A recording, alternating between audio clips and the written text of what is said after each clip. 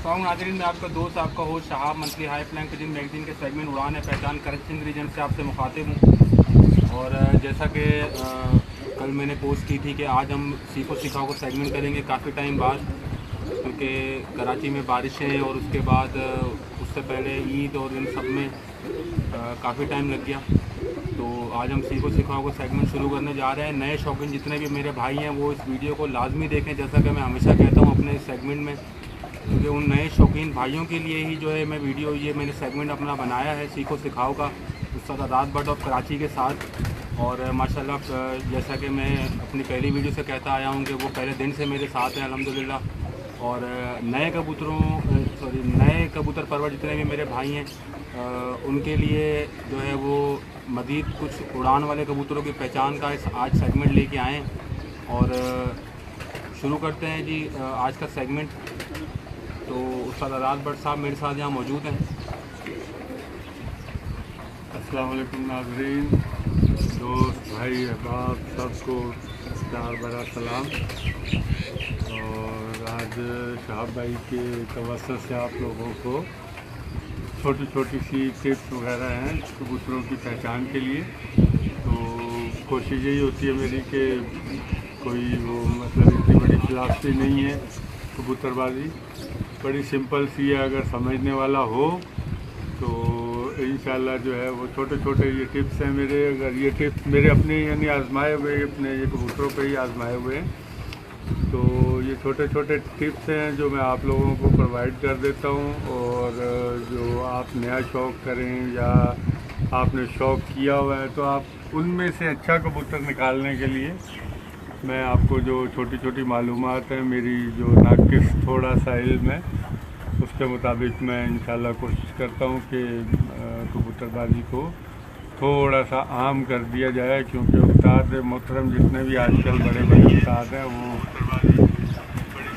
मालूमात के लिए थोड़ा सा शागिर्दों को जो है वो रुलाते हैं। तो अभी अगर आप लोगों को लाइव में कोई सवाल वगैरह भी पूछना हो तो आप पूछ सकते हैं, कोई ऐसा वो नहीं है। और अगर उसमें मैं जवाब ना भी दे सकूं तो आपके कमेंट पे भी मैं आपको बाद में भी जवाब दे दूंगा आपके कमेंट्स पे। पिछली दफ़ा मेरे कुछ दोस्तों की वो व्यू नहीं आ रहा था कि कमेंट्स को पढ़ने के लिए शहाब भाई के पास जो है वो व्यू नहीं आ रहा था। तो पिछली दफ़ा किसी ने पूछा था कि तीर और बिल्कुल तीर के तरह जो सीधे पर हैं और तलवार वाले जो पर हैं जो थोड़ा सा कर्व की ऐसे कर्व में होते हैं, मैं दिखाता हूँ अभी, इनमें क्या फ़र्क है। तो इसमें बड़ा सिंपल और सीधा सा फ़र्क है कि जब सीधा पर होता है बिल्कुल तलवार की तीर की तरह, जब वो पर सीधा होता है तो अगर वो पर तकरीबन मेरी ये जो उंगली है 1.5-2 इंच चौड़ा पर है फिर तो वो पर जो है वो बेहतर है। लेकिन अभी तक जो मेरे मुशाहिदे में जो कबूतर गुजरे हैं उनमें सीधे पर जो है वो थोड़े बारीक पर हैं। और जब वो कबूतर पर खोल के उड़ता है तो उसमें थोड़ा सा हवा का गैप निकलता है, तो उसको ज़ोर मारने में प्रॉब्लम होती है। अगर कबूतर के अंदर 10 घंटे उड़ने की सलाहियत है तो वो 5 घंटे पे आ जाती है, उसका ज़ोर इतना लग जाता है क्योंकि पर जो है वो उसमें से हवा जो है पास हो जाती है। तो ये छोटा सा वो पॉइंट है, भाई ने पूछा था तो उस लिहाज से मैं आपको शेयर कर रहा हूँ। और हमारे बड़े अच्छे शहाब भाई के उस्ताद भी हैं और बड़े भाई भी हैं, कामरान अब्बास नकवी भाई जो है, उन्होंने भी एक क्वेश्चन किया था कि उस्ताद मोहतरम ये जो आप गोल्डन और टैडी की और इसी के क्रॉस की आप बात कर रहे हैं, सियालकोटी की बात क्यों नहीं कर रहे। तो मैंने टाइम की वो थोड़ी उस दिन शॉर्टेज थी। तो भाई ये सीधा सा हमारा कराची यानी सिंध का प्रॉब्लम था कि सिंध में तकरीबन ये फीके जौंसरे कलदुमे कपड़े ये इनके ऊपर पाबंदी थी।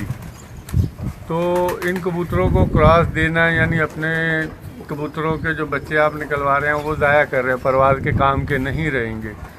तो जो मैंने अपना ये 10-12 साल से जो इनको क्रॉस करवाया तो मैं उन्हीं की बात करूँगा। मैं इस बारे में अपना कामरान भाई से ये नहीं कहूँगा कि जी सियालकोटी क्रॉस नहीं। सियालकोटी तो बादशाह कबूतर है, वो जिधर घुस जाते हैं वो अपना काम पूरा करके ही उतरते हैं। ये नहीं कि मेरे पास सियालकोटी नहीं है। मैंने अपने सारे कबूतर जब इन्होंने पाबंदियां लगाई थी तो इनमें सब में से एक कबूतर मैंने अपना मेन जो है वो रोक के रखा हुआ था। तो अब इंशाल्लाह मैंने इनको क्रॉस मारा है और इनकी परवाज़ का भी इंशाल्लाह एग्ज़ाम लेंगे। तो कामरान भाई, इसमें कोई वो बुरी बात नहीं है कि जी गोल्डन और टेडी क्यों सियालकोटी क्यों नहीं। तो उसका जवाब सिर्फ इतना सा है कि कामरान भाई बहुत अच्छा क्रॉस है उनका भी, लेकिन कराची पे उस वक़्त से लेके ये तकरीबन गुज़िश्ता चौथा साल है ये समझे, तो ये पाबंदी हटी है, वरना इन पे पाबंदी थी। लिहाजा मैं इसका ये छोटा सा ये जवाब है। और फिर आपने एक और क्वेश्चन किया था कि आँख का जो तिल है, मैंने कहा था तिल के बराबर जो छोटा सा रिंग होता है, तो वो रिंग जो है वो नस्ली कबूतर की पहचान है, चाहे वो किसी भी नस्ल से ताल्लुक़ रखता हो। लेकिन अगर उसकी आँख के तिल के बराबर जो वाटर कलर का बारीक सा रिंग है वो रिंग नहीं है, तो वो हम उसको नस्लदार कबूतर नहीं काउंट करते। तो कामरान भाई ने पूछा था कि अगर रिंग जो है वो फैल गया हो या वो रिंग मतलब फट गया हो, तो रिंग भाईजान होगा तो फटेगा ना। रिंग अगर जैसे वो तिल फटे कबूतर है, पुराने उस्ताद थे, किसी के पास अगर तिल फटा वो कबूतर उड़ गया तो भाई वो तिल फटे की नस्ल उड़ रही है जी। वो जी दुमचीर उड़ गया, वो जी दुमचीर की नस्ल है जी। वो जी बिल्ली की तरह वो ऊपर का वो स्टार बना हुआ, ये स्टार वाले तिल वाले की नस्ल है जी। तो ये कोई वो कुदरत का काम है, किसी का तिल जो है वो टेढ़ा कर दे, किसी का तिल फटा कर दे, किसी की एक काली आँख कर दे, एक साइड की सफ़ेद कर दे। तो ये कुदरत के काम है। अब काली और सफ़ेद आँख वाला अगर आप जोड़ा लगाएंगे किसी को, तो ज़रूरी नहीं है वो काली और सफ़ेद ही आँख का बच्चा मारे। तो ये छोटे छोटे से सवालात हैं। तिल जो है वो मायने रखता है। तिल अगर वो फट जाए, फैल जाए, तो इसका मकसद ये नहीं है कि तिल नहीं है, तिल है तो वो फटा है। तो इसी तरह ये छोटी छोटी सी मिसालें हैं। और अभी जैसे ये कबूतर आप आवाज़ भी शायद आ रही हो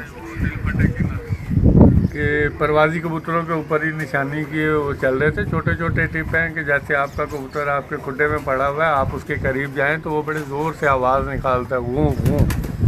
तो उस चीज़ को भी मद्देनज़र रखा करें। ये जो छोटी सी वो उसके मुंह से जो आवाज़ निकलती है, ये उसकी कड़वाहट की निशानी है कि ऐसे जोड़े का बच्चा या जंगलियों में जाता है या घर जाता है। वो दूसरी जगह जो है ऐसे कबूतर का बच्चा जो है वो पकड़ा नहीं जाता।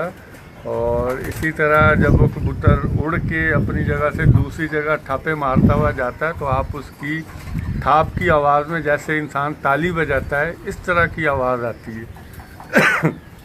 तो वो कबूतर को भी जोड़ों में डालें, क्योंकि उसके अंदर कुंदों में इतनी जान, वो अपनी वो बता रहा होता है मालिक को कि आप मुझे इस्तेमाल करें जोड़ों में। मेरे यानी जिस्म पर पुर्जा जो है मेरा बहुत मजबूत है और मेरे में बहुत परवाज़ है। तो ये छोटे छोटे टिप्स हैं। और अगर कोई भाई कोई लाइव सवाल भी पूछना चाहे तो मुझसे वो छोटा मोटा जो आप दिल करे सवाल पूछें। और ये मैं अभी